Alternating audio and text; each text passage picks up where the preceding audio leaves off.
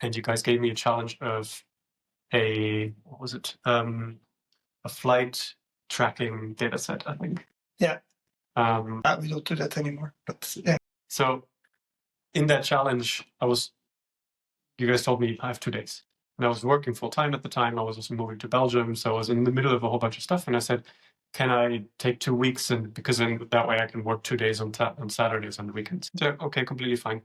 And then when I was in the office with Pascal, I asked, how do you know that I didn't just take 2 weeks to solve this problem? Like, why do you give me 2 weeks? I was confused because it's this like degree of freedom that I wanted to ask why, how. I mean, I was used to universities giving you 90 minutes to finish an exam, and I was used to my previous company being very micromanaging.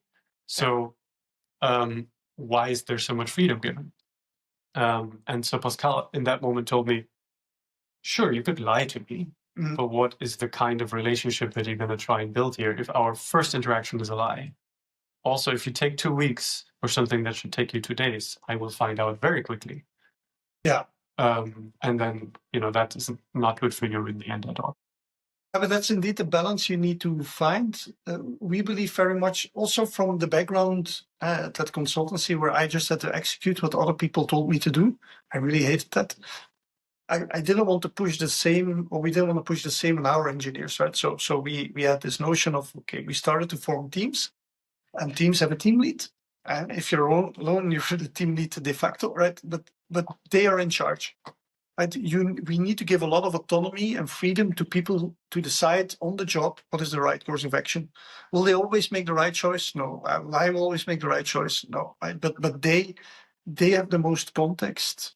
When they're at a client, they have the most context to make the decision to go left or right. And that we do to this day. We give a lot of autonomy to our teams. But then, of course, the other side of that is you do need to verify. I mean, we talked about having this warm and fuzzy and feel-good culture of hugging each other and blah, blah, blah. I don't believe too much in it either. I don't believe Dataminded is a family, for instance. You need to, no, my family is my family. My Dataminded is your job, and you're a professional, you do that well, and have fun together, right? I mean, I love that people have fun together, but you're still, it's a job. You need to be professional. So, and we also need to check that things are actually going okay.